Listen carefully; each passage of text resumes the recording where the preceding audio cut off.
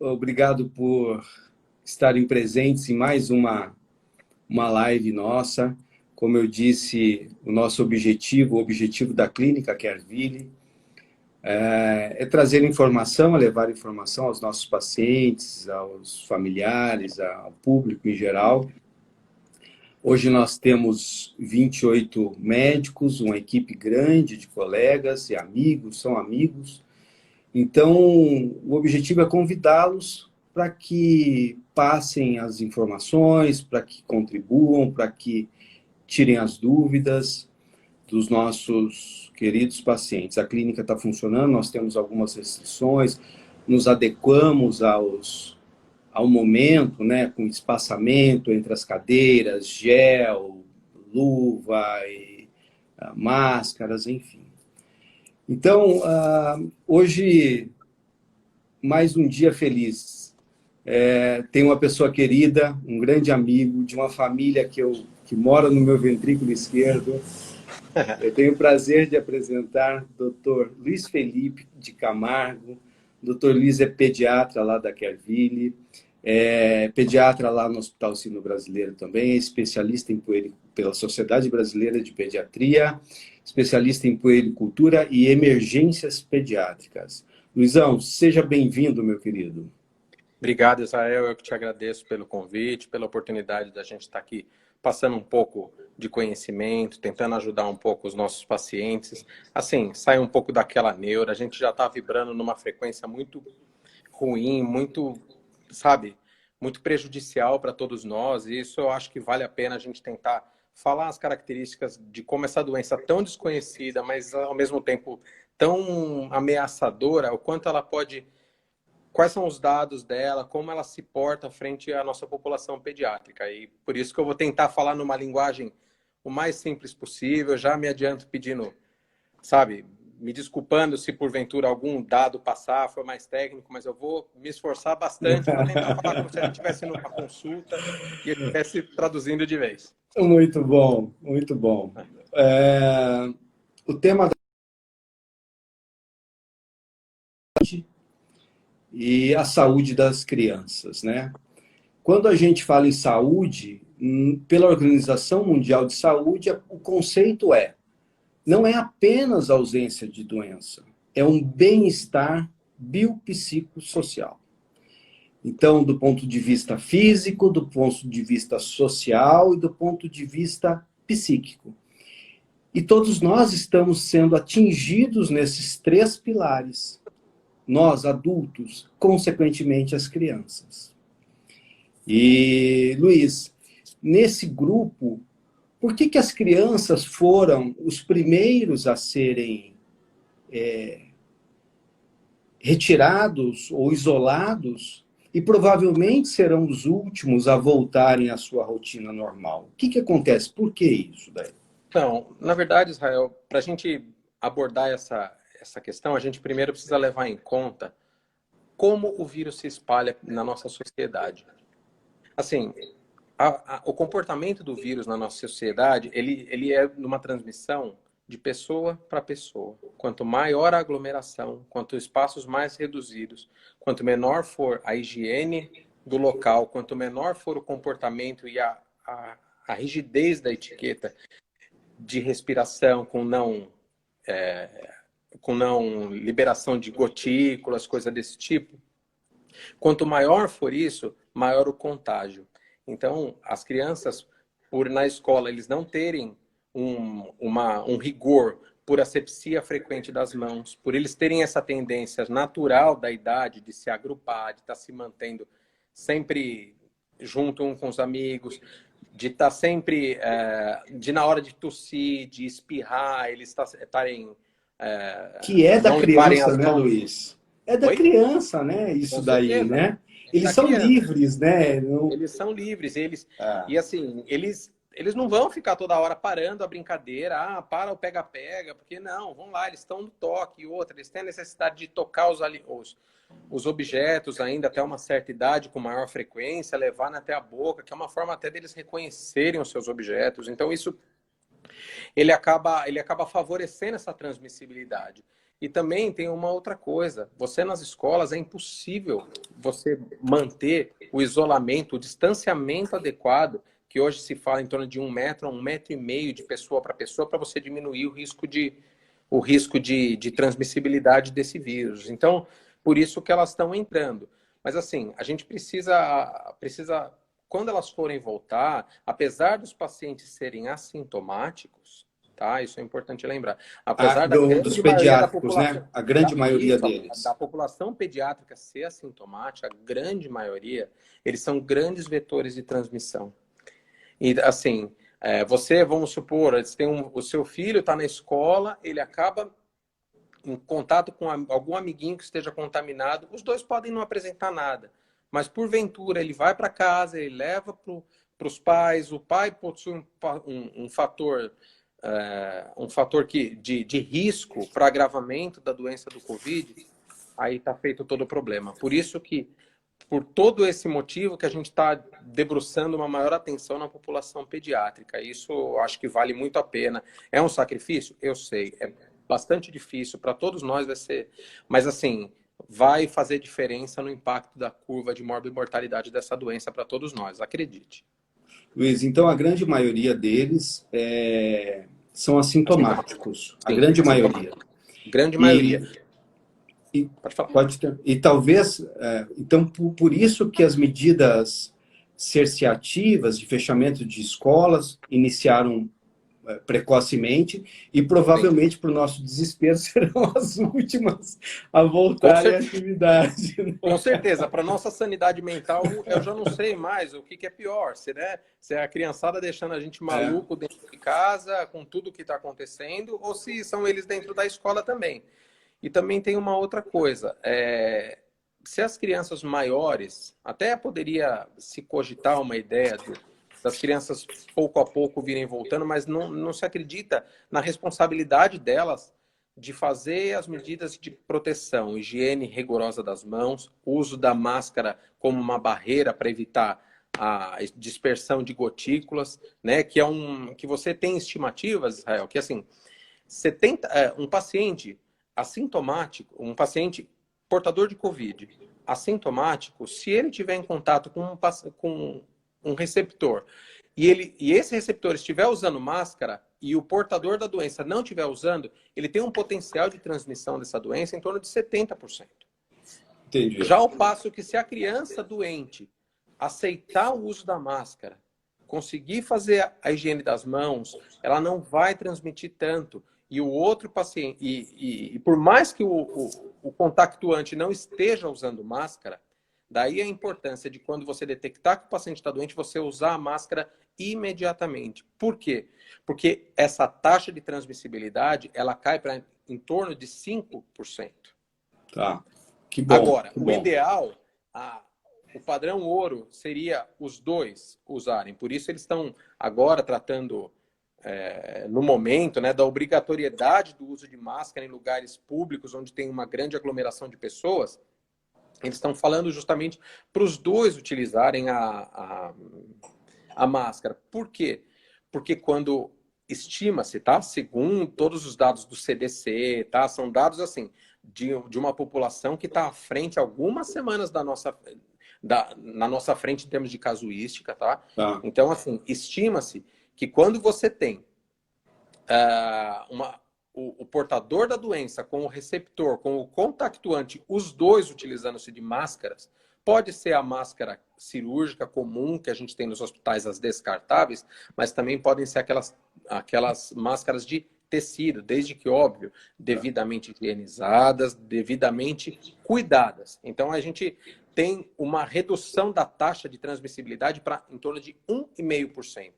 Puxa, que maravilha. Então, por isso Luiz, que é tão importante esse isolamento. E, por exemplo, como que eu devo abordar essas crianças que já têm um entendimento, uma faixa aí de 6 a 12, 15 anos, enfim, como que eu vou abordá-las com relação a isso daí, a essa restrição? É melhor que eu fale, olha, filho, tem vírus, como que a gente deve fazer nesses casos? O que você sugere? Olha, Ser sincero, olhar no olho e... sim, a conversa é o ponto principal de partida. A criança, primeiro, precisa entender a gravidade do que nós estamos passando, tá?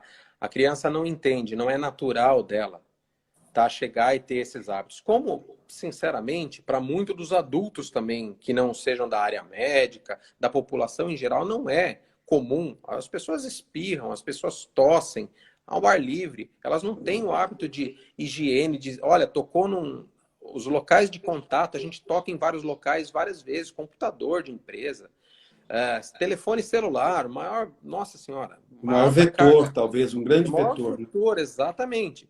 Então, assim, as pessoas, elas se contaminam o tempo todo e elas não tinham esse hábito de higiene das mãos, que é um hábito simples de lavar, Isso.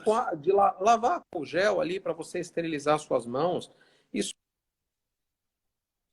é Tá, bem simples, mas não é abordado. Agora, nas perfeito. crianças, se você passar a importância disso, vendo o que pode acarretar isso, você vai ver que você vai ter eles vão comprar melhor essa ideia, entendeu?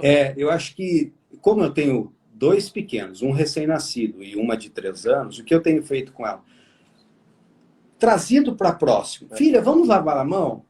Filha, aumentado essa frequência, sabe? É, E ela vem com a mãozinha assim pro gel, pro álcool sim. gel. Então, é trazer. Eu acho que ela não tem a capacidade de compreender o que é um vírus ou alguma coisa, mas então eu corto Sim, volta e aumento o higiene dela. Às vezes a gente sim, vai descer no elevador, eu falo, no touch, não toque.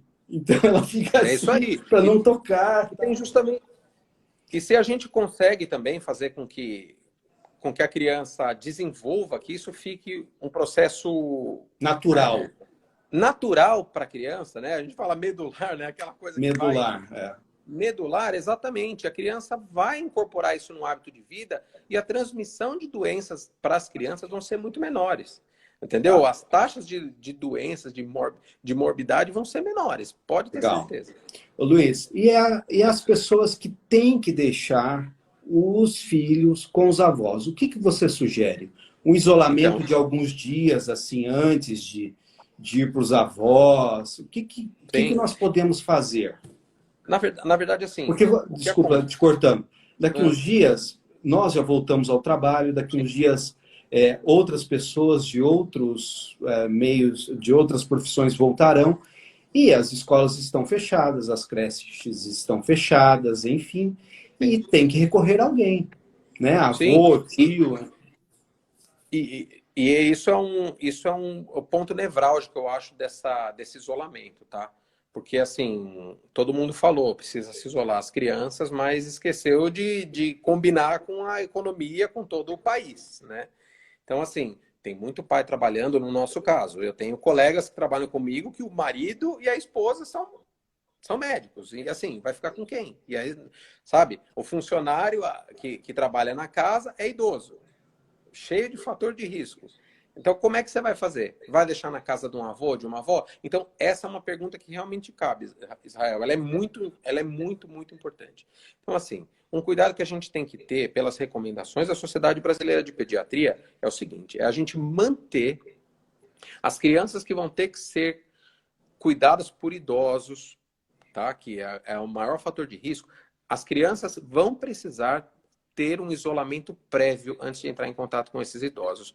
Porque o maior problema, muitos idosos, inclusive eu vou te fazer um desabafo aqui, que até na minha casa, tá? Às vezes eles acham, meus pais ficam meio cismados, eles acreditam que os pacientes, poxa, a gente não quer que eles passem nada para as crianças, é pelo contrário, a gente não quer As que eles crianças passarem para eles. Né? Exato. Então, isso que a gente precisa fazer é o seguinte: é sempre manter as pessoas com isolamento prévio, de pelo menos, estima-se de em torno de 5 a 7 dias. Legal. Isolamento rigoroso.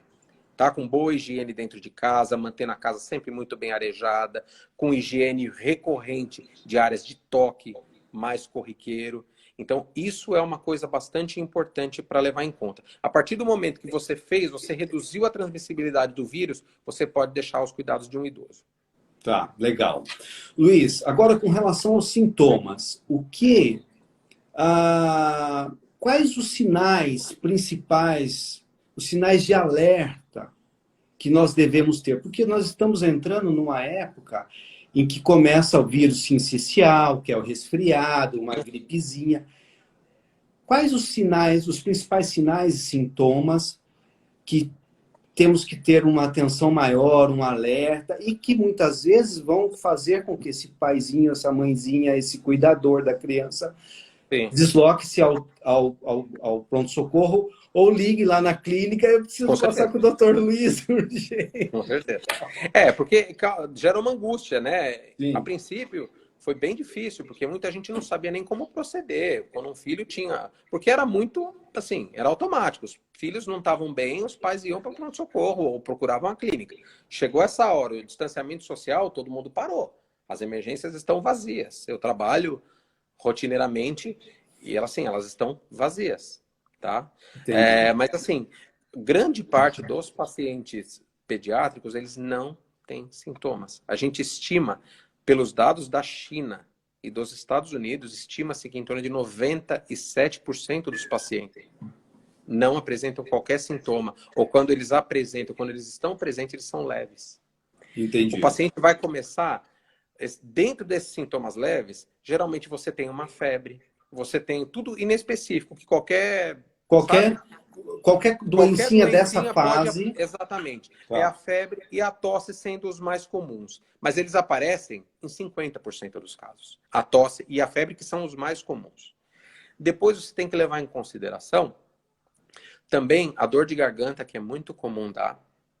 Tá? A dor de garganta você tem que ficar bastante atento, que também é outra queixa das crianças com dor. E a falta de ar é o sintoma de maior gravidade. Esse não dá para deixar passar batido. Entendi. Tá? Então, tem crianças que às vezes chegam com dor abdominal, você leva ali para fazer uma investigação, às vezes, de um eventual abdômen agudo, de uma apendicite. Quando você vai olhar, você tem lesão pulmonar e aí você acaba descobrindo que tem. Então, vou tentar resumir. Sim. Eu entendi. Então, febre, dor de garganta, tosse, são comuns e podem estar também associados ao Covid. Mas o sinal de alerta que deve fazer com que esse pai, essa mãe, dirija-se ao pronto-socorro ou procure um auxílio é a falta de ar. Um dos principais. É a falta de ar. Legal. E lembrando, tá, que um comportamento característico do Covid é não apresentar ou apresentar-se muito pouco quadro de rinorreia, a chamada coriza. Tá? Quase não dá coriza. Tá? Então, isso é uma coisa, por isso que preocupa, porque o paciente, às vezes, outro achado também, às vezes, eles reclamam da anosmia, eles não sentem o cheiro, eles não sentem o gosto dos alimentos. Sei.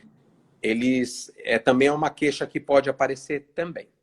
Luiz, e aqueles nossos pacientes que já têm um histórico de bronquite, que já teve o histórico, ou tem bronquite já, a asma diagnosticada, ou foi um bebê chiador, ou já teve bronquiolite, o que essa mãe, esse pai tem que ficar atento com essas crianças? E outra coisa, eles são grupos de riscos? Sim. Esses? São sim. Eles são, na grande maioria das vezes, a gente sempre fala para os pais, procura a clínica, vocês têm o direito e o dever de procurar a clínica quando o paciente começar a apresentar um sintoma. Ele começou a apresentar um sintoma desses que a gente diz que são considerados leves, você vai até a página 3. Começou febre, começou tosse, começou a dorzinha de garganta, procura a gente vai fazer o tratamento, a gente vai dar uma orientação e nós vamos conseguir ter leva pra gente, a gente reavalia, a Kerville está sempre de portas abertas, a gente tem sempre horário para atender. Mas assim, apresentou a falta de ar, é necessário procurar um pronto-socorro. Legal. Então, mas assim, o paciente que apresenta doença pulmonar prévia, assim como doença neurológica, assim como doença cardiológica, e a obesidade também severa, que é uma coisa muito importante de pontuar, que é muito comum mais na sociedade da gente aqui, com os hábitos errados de alimentação, eles são considerados fatores de riscos. Então, o paciente que você me falou, que é o bronquiteiro, que é o chiador, né? Aquele bebê chiador, o bebê asmático, ele deve sim, com certeza, ter uma medida de proteção maior. Ele apresentou sintoma ou ele for sair, entrar em contato com alguém, ele deve se proteger com o uso das máscaras. Legal, legal. Então, do grupo de risco, Luiz, os asmáticos. Sim. Os broncodisplásicos, né, que é muito comum em pacientes, principalmente os prematuros. Tá? Alguns pacientes com doenças de base pulmonar. Os obesos. São muito Obesos comuns. também, crianças obesas. Obesos, sim, pelo vínculo sempre com doenças como uma hipertensão, que já pode aparecer. Mas, claro, que pensando numa idade maior, pela diabetes também, que entra também no fator de risco dos pacientes adultos. Entendi. Tá? Os pacientes com distúrbios neurológicos, por exemplo, um paciente portador de paralisia cerebral, ele tem dificuldade, por exemplo, para deglutição, para esse monte de coisa, ele tem uma diminuição imunológica também, ele acaba sendo mais facilmente acometido também pelo Covid. Perfeito. Luiz, com relação aos medicamentos, falou-se muito no começo sobre a restrição do uso do ibuprofeno, que é o Alivium, eu acho que é o ibuprofeno, né? Sim. É o Alivium, que a gente comumente dá para o recém-nascido, aquela coisa toda, enfim, quando há necessidade. Como está isso daí hoje? Então, na verdade... O que nós devemos fazer nesses casos? Temos uma febre em casa, lembrando que febre é acima de 37,8 graus, e geralmente se medica acima de 38 graus, né, Luiz? Claro. Perfeito. Mas, na verdade, o que a gente tem que levar em consideração é o seguinte. Para os quadros dos sintomas leves que a Covid, pensando em ser uma doença viral, o tratamento não adianta você antibioticar, não adianta você fazer nenhum outro tratamento. O tratamento é suporte e sintomático. Tá? O paciente vai apresentar febre? Ótimo. Antitérmico, de preferência paracetamol ou dipirona. São os mais comumente utilizados. A princípio, a Organização Mundial de Saúde, ela proibiu o uso do ibuprofeno, mas isso já foi modificado.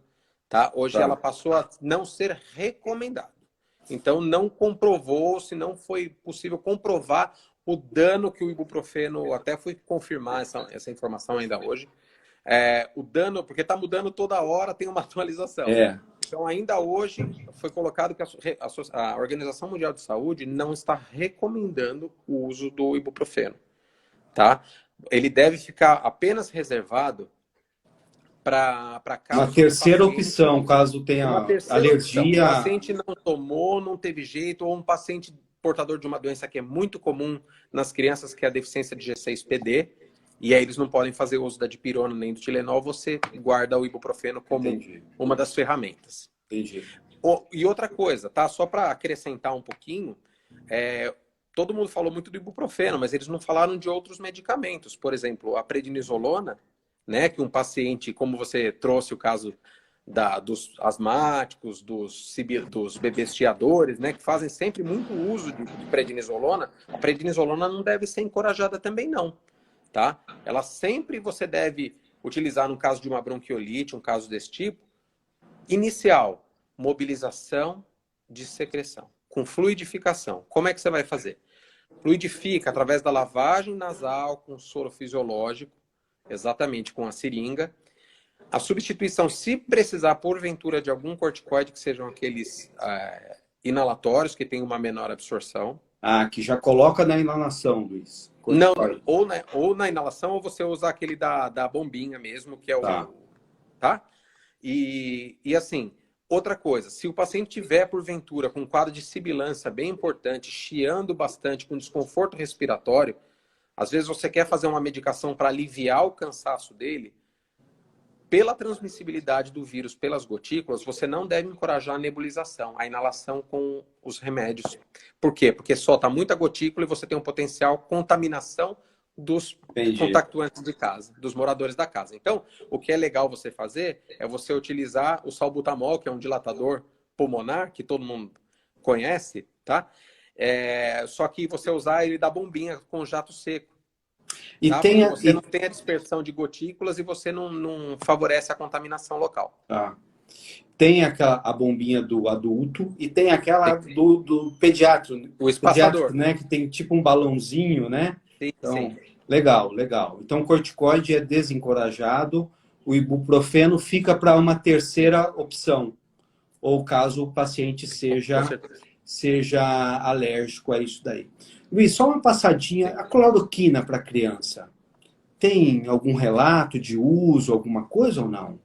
É difícil porque Não, as crianças são muito pouco acometidas, né? A forma grave e a a casuística forma é muito pouco, 1% talvez um delas, e né? meio por Meio. cento, na verdade. Se você for olhar, vamos dizer com os dados de hoje, que estão beirando os 80 mil, 78 mil, mais ou menos, de casos confirmados, tá? Por não se testar amplamente, isso provavelmente tá subnotificado, mas vamos dizer, comparando com os números desse, com a estimativa de países como a Itália, China e Estados Unidos, a população pediátrica está acometida em 1,5%. Então vamos levar, nesse caso, desses 78 mil, em torno de 1.200 casos são pediátricos, sendo que 97% deles são assintomáticos. Então, quem vai para um hospital que vai precisar do uso de cloroquina, esse monte de coisa? São pacientes que assim, são 6, meia dúzia, 10 pacientes. Óbvio, deve ter muito mais, mas a gente só vai ter um acesso a uma contagem melhor na hora que a gente tiver a sorologia mesmo de todos os pacientes. Alguns Mas estudos. assim, a cloroquina não mostrou, ela não tem mostrado um resultado tão bom nem em adulto, mas eles são reservados para casos específicos, daqueles casos críticos, para pacientes críticos, que estejam numa unidade de terapia intensiva, que esteja numa UTI, numa situação mais adversa, que aí você vai tentar, mas não tem relatos ainda para a criança do Tá, uso dela. perfeito. Luiz, as crianças com Ah, desenvolvimento. voltou. As crianças com desenvolvimento atípico, Sim. eles são um grupo de risco também? Há algum cuidado maior que as mães devem ter, enfim, devem manter as consultas de rotina? Para quem, quais são as crianças que, embora estejam bem, enfim, mas devam ir ao pediatra e manter a sua rotina de consultas? Então, tirando os pacientes que tenham esses fatores de riscos que a gente falou, doenças pulmonares, neurológicas, cardiológicas prévias, ou um asmático, né, assim, descompensado, você deve evitar realmente sair para você não se expor, porque a chance de agudização, de piora é grande. Já os outros pacientes, desde que se respeite as medidas de higiene, o uso da máscara, o distanciamento adequado, elas podem manter as consultas de maneira normal. Agora, você estava falando o controle com pacientes de comprometimento de desenvolvimento, como, Atípico. por exemplo, as crianças atípico, por exemplo, como as crianças autistas, elas não são fatores de risco. Mas, Tá, na verdade, você tem que tomar um cuidado pela alta contaminação deles, porque eles têm um comportamento mais parecido com o da criança menor, de tocar as coisas. O hábito entendi. de higiene não é muito comprado por eles, então eles não aceitam muito a ideia de uma quebra de rotina, esse monte de coisa, então fica um pouquinho mais turbulenta essa. Tá. Luiz, transmissão da mãe para o feto. As Sim. gestantes. Ah, Tem alguma coisa? Elas têm que se preocupar um pouco mais? O que você nos orienta sobre isso? Há transmissão vertical, ou seja, da mãe para o feto? não, claro, a gente já falou algumas vezes aqui, a casuística, a gente ainda é uma doença nova que a gente acabou de detectar, tudo ainda é muito, sabe, muito inicial, muito embrionário, tá? Mas não se mostra a transmissão vertical pelos relatos. Os casos dos bebês neonatos que estão acometidos da Covid-19, eles não foram detectados pela transmissão de cordão, por nada. Eles foram uma contaminação periparto, do contato com a mãe, e não a transmissão vertical. Tá. E essa mãezinha que está amamentando? O que Hum. faremos, Luiz? Caso ela seja. Vamos aos dois cenários. Desculpa, estou sendo meio advogado do diabo aqui. Mas eu acho que é importante, porque eu tenho uma lactente em casa também. Você está Sim, entendendo? tá falando de conhecimento de causa, né? Com total conhecimento de causa. Então, as dúvidas, eu estou tirando as minhas próprias dúvidas também, Claro. não só dos nossos pacientes. elas devem parar de amamentar caso seja acometida pelo Covid. E as que não estão acometidas, tem alguma coisa a se fazer a mais? Deve-se mesmo não sendo acometida, usar uma máscara, uma proteção, alguma coisa assim? Ou não há necessidade? Não, quando não está doente, não precisa, Tá. tá? Só os hábitos de higiene mesmo.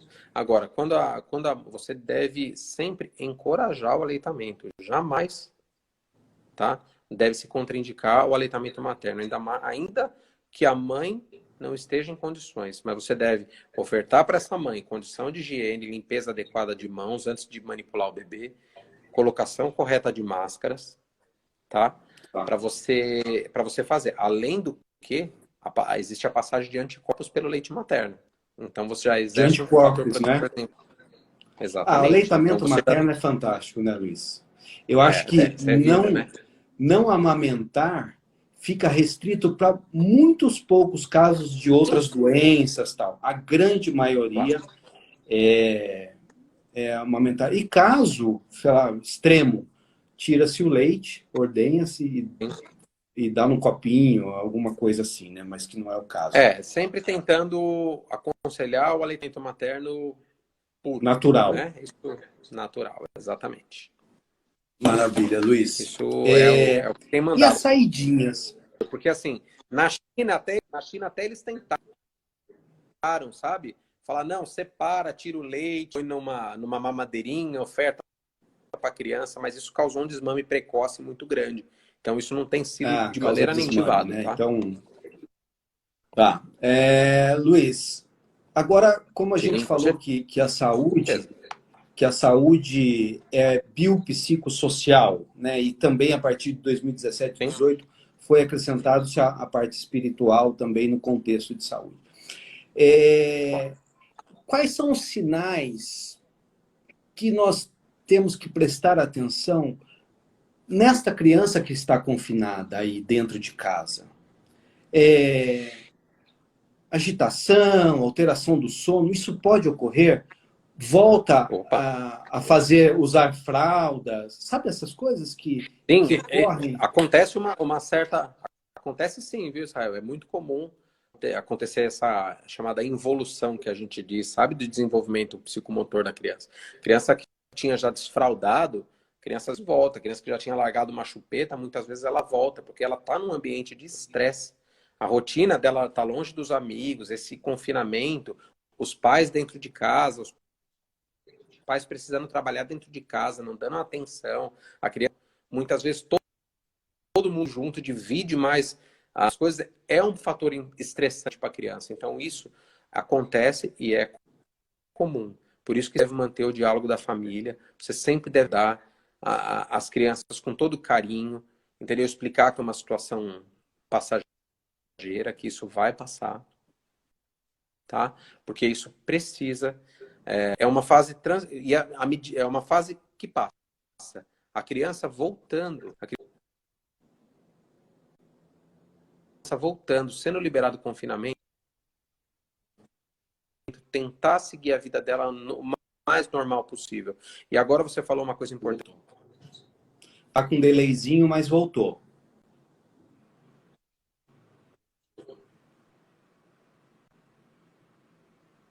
Então, Tá, voltou? melhorou. Tá, com relação ao sono, Voltou? Tá.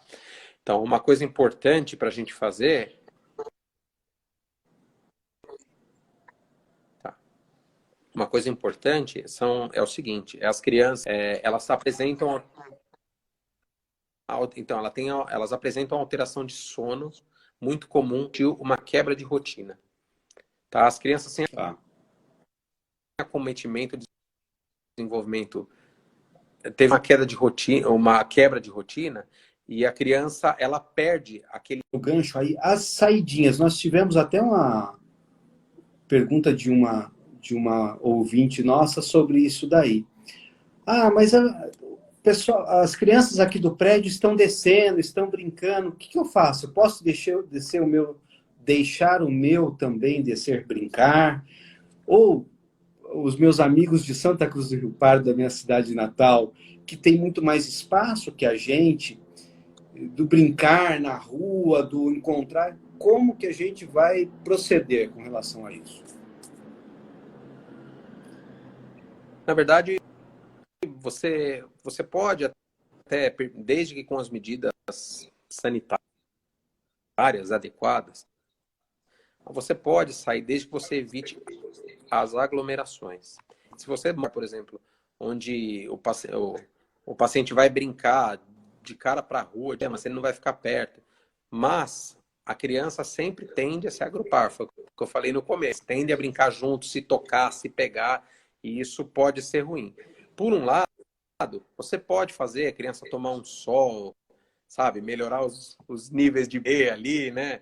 São coisas boas para a criança fazer, pode fazer, mas assim, sempre usando a máscara e fazendo higiene correta das mãos quando voltar para casa. Isso é bem importante. Tirar os sapatos, levar a roupa do contato social de fora, direto para a lavanderia, e, se possível, tomar um banho para que não se contamine o ambiente onde se vive. Não traga de fora e contamine um ambiente, uma família inteira. Mais uma coisa que a gente tem que parar para pensar, e o efeito social disso aí. Como é que você vai falar? Pô, mas o vizinho, foi justamente aquilo que você falou. Pô, mas o vizinho está descendo, o meu não vai descer? Então, acaba quebrando um pouco a quarentena e piorando todo aquele esforço de achar meio. Que foi feito. Então, foi feito. Então, e eu acho que também as idades, né, Luiz? Quanto menor, é mais complicado você deixar Com junto com certeza. outros, porque eles têm menos noção ainda de Com certeza. higiene, de contágio e tal.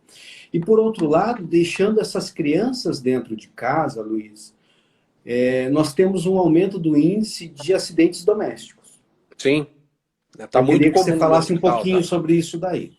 Olha, nas emergências é mais do que a gente atende. A gente sabe que a gente fala igual plantão de Natal e Ano Novo. Nunca vem, mas quando vem, vem bucha.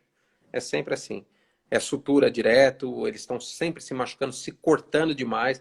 Aqui na minha casa eu já troquei acho que uns 2 estoques de copo, porque a molecada quer ajudar a mãe, quer fazer, quebra toda hora, eles vão ficando agitados, vão ficando sonolentos por causa da alteração de sono, derruba copo, quebra prato, acontece. E eles têm se cortado, têm se machucado. E isso é um caso frequente ali, viu, Israel? A gente tem. E uma coisa que tem que se atentar, principalmente para a nossa população aqui, quem tem piscina em casa também, afogamento também tem aparecido. Ingestão de substâncias, né, Luiz? Ingestão de substância e os boca rica, né? Que chega ali, engoliu uma moedinha, engoliu um botãozinho. Isso é muito comum. É a frequência de mais ou menos 1 a 2 casos por plantão. Queimaduras. Queimadura também, queimadura não está tão frequente, mas assim, elas são muito mais potenciais quando você faz o uso do álcool gel e também, como o álcool 70, ele não era mais vendido, só álcool gel, naquela proporção de 46 graus, ele quase não pegava fogo, você não tinha acidentes. Agora começou a vender o 70 por causa da pandemia, para você fazer limpeza de objetos, porque o álcool gel não pode ser usado para limpar notebook, celular, esse monte de coisa. Então, você usa o álcool 70, aí os acidentes estão acontecendo. Entendi. Luiz, com relação ao calendário vacinal das crianças, Sim. o que você pode nos dizer? Mantém o calendário normalmente? Tem alguma coisa Sim, a com ser certeza. feita? Não. Calendário vacinal, segundo a última recomendação da Sociedade Brasileira de Pediatria e da Sociedade de Imunização, vai manter tudo normal, sem qualquer alteração dos planos. Tudo vai manter igual. Tá, manter. Alguma vacina em especial? Alguma coisa? Não. Não, por Não, né? enquanto. Nada. Tá. Seguir o caminho. Tá. Nós tivemos várias perguntas aqui ao longo do dia, no chat e tal, e o que ganhou disparado foi isso daí, sobre as crianças que têm doenças pulmonares. Eu acho que você falou, já disse Sim. alguma coisa. Eu vou, se alguém tiver alguma coisa a perguntar aí, pode mandar. Nessa live, eu procurei, eu li ser um pouquinho mais rápido para sobrar um tempo para a gente responder algumas dúvidas aí que vocês tenham, que vocês gostariam de saber. Embora a gente tenha abordado vários temas aí, né, Luiz? Luiz, então, eu acho que as grandes mensagens aí, chegou uma aqui, ó, quem tem prolapso de válvula mitral é do grupo de risco. Essa é mais direcionada a mim. Não, não é do grupo de risco, não, graças a Deus. Pode ficar tranquila, tá? Ótimo. Aí, Luiz, são só elogios para você aqui, ó, no nosso chat. Ó, o pediatra é algo Bondade fantástico. O dele. Luiz tem muito essa característica, que o pediatra, ele tem que descobrir a doença de um serzinho que não fala, que não exprime muito bem, e tem que ser psicólogo dos pais, né, Luiz? Eu vejo por mim e pela minha família, você está entendendo? Tem que ser acolhedor e o Luiz tem todas essas características aí de ser acolhedor tanto para os pequenos quanto para os mais velhinhos. No caso de doença pulmonar, a Juliana perguntando, com crise, o que usar normalmente? Ela usa aí, Luiz, prednisolona. O que ela deve fazer, Luiz? Você já falou, mas se puder abordar novamente. Não, está ouvindo? Tá. Bom, o Luiz falou que o ideal é que não use a prednisolona, não, que fique restrita. E passe... Voltou, Luiz? Não? Está mudo ainda? Nada? Nós também não estamos te escutando. Não estou te ouvindo. Ok. Veja aí. Lactente não... Ela Bom, vou chamar o Luiz de novo aqui. Só um minuto, tá?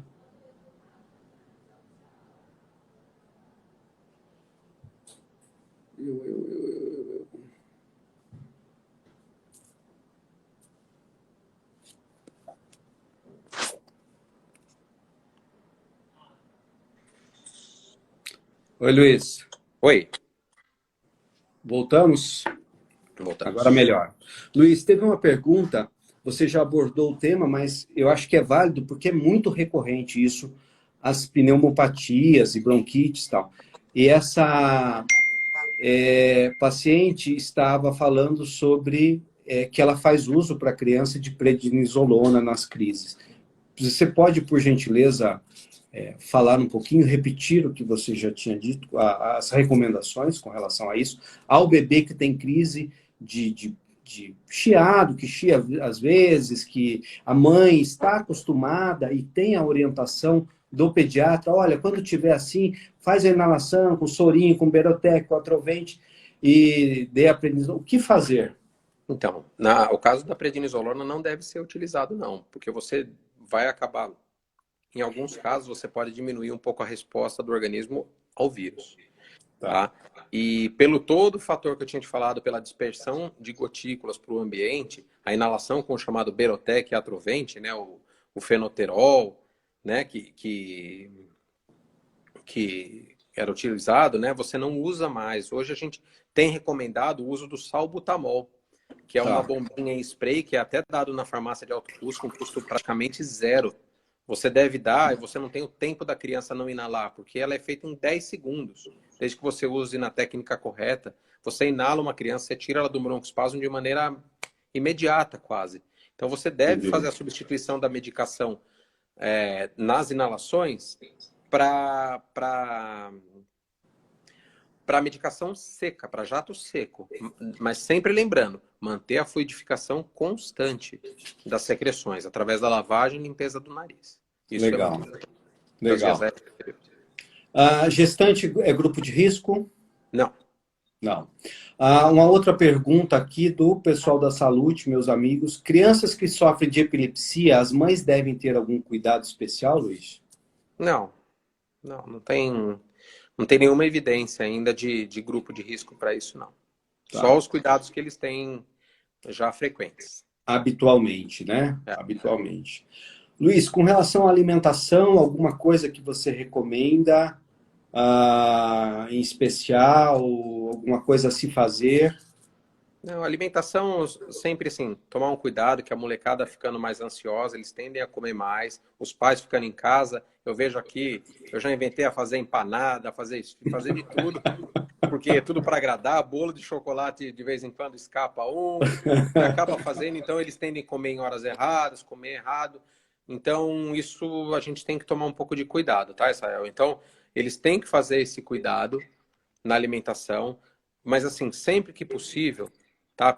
Até pelo estoque da vitamina D ali, que tem uma melhora, tem uma evidência aí de melhorar o perfil imunológico dos pacientes, né? É. Assim, não que ele cause uma melhora, tá? Uma cura, alguma melhora na COVID, mas a deficiência da vitamina D, que é comum porque as crianças hoje não saem no sol, as crianças comem mal, ela é muito comum a deficiência de vitamina D. Então, assim, a alimentação é uma fonte de 20% de vitamina D, através dos Tá, peixes, do salmão, da sardinha e do atum, tá? E sempre lembrar de quando possível, quando obedecendo o distanciamento correto entre as pessoas, você conseguir ter o distanciamento, deixar as crianças no sol, só evitando, claro, aquele período entre 10 e 4 da tarde. tá. Quero mandar um abraço especial para o doutor Rafael Faraco, meu amigo de turma, pneumologista fantástico. Já teve na clínica, só que a agenda dele aqui em São Paulo é muito grande e ele não conseguiu permanecer lá. Um abraço, Mococa. Estão perguntando sobre, mais de uma pergunta sobre o Anitta.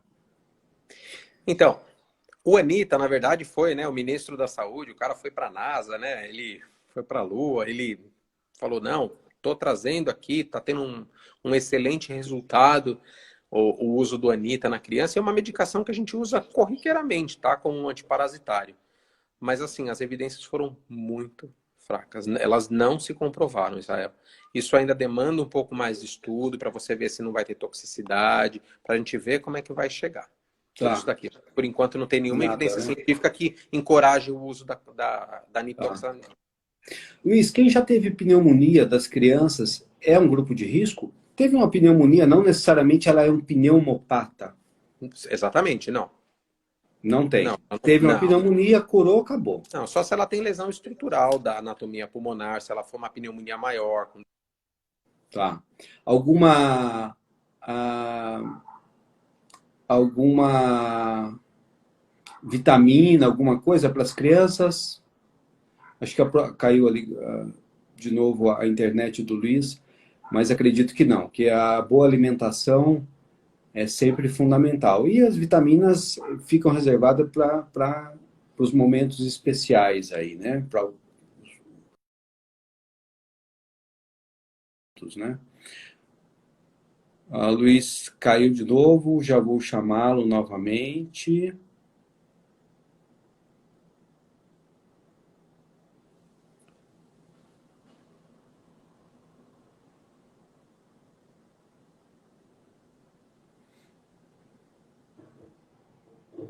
A internet tem oscilado muito. Alguém me perguntando sobre o Ablock Plus. Precisamos passar. Oi, Tati, tudo bem? Essa semana eu estou na clínica, semana que vem, e se possível, passe comigo, eu já revejo o seu medicamento. Pessoal, acho que o Luiz não está conseguindo entrar de novo, viu?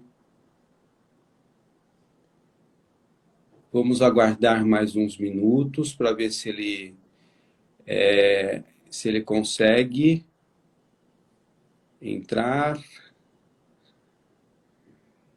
Milena, o problema é a internet dele lá que deve. Aqui, ó, voltou. Ótimo.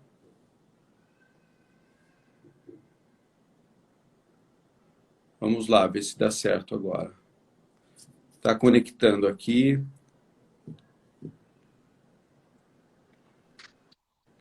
Luiz, Opa, não é assim mesmo, é desculpa, oscilação. viu? Mas hoje Eu acho que a Tá demanda terrível. está... Luiz, perguntaram sobre crianças que têm bronquite deve ter em casa um oxímetro digital ou não?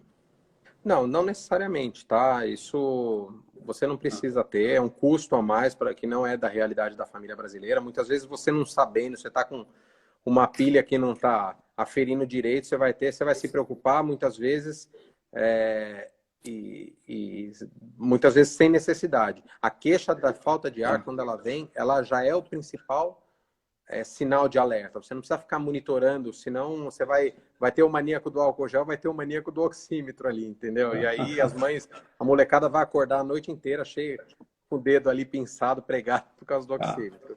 Não precisa. Alguma vitamina, alguma coisa? Não, né, Não, Luiz? aquilo, como eu Tá. falei, a gente tinha que tomar cuidado muito tinha que tomar bastante cuidado com a deficiência da vitamina D, né? Até pelo Tá. confinamento. Às vezes tem gente que não sai, não está exposta, mas assim, os níveis demoram para cair. Só estou dizendo naquelas crianças que têm um histórico, sabe, uma história pregressa de permanecer muito tempo dentro de casa confinada, tudo é a única questão. Olha, eu vou lembrar mais uma vez, todas as quintas-feiras, agora nós temos um horário reservado aqui às 19 horas, com as lives. O nosso tempo já está expirando, Luiz, por isso que já vou encerrando.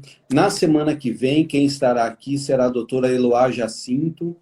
Ela é endocrinopediatra e ebiatra. Ebiatra é aquele médico que cuida das crianças dos 12 aos 18 anos, né, Luiz? Porque às vezes com 16 anos está enorme. Opa. Você chega no pediatra e fala, mas é o clínico. Aí você chega no clínico, bravo. mas é a idade de pediatra ainda, né? Ficam bravos, ficam doidos. Principalmente então, quando você tem que avaliar algumas áreas ali, eles ficam doidos. É verdade. Então, na semana que vem, doutora Eloá Jacinto, que é da nossa equipe de pediatria, lá da clínica. Ela, como disse, é endocrinopediatra e ebiatra. Luiz, suas considerações finais, por favor, temos 50 segundos. Opa, eu gostaria de agradecer a todos aí que entraram, ouvi grande parte dos meus pacientes aqui, muitos vieram, minha irmã, pelo menos a Renata tinha visto, minha mãe entrou, mandou um monte de joia aí. Foi bem legal, agradecer. Tô vendo, foi muito legal, obrigado por tudo. Luiz, abraço, Israel.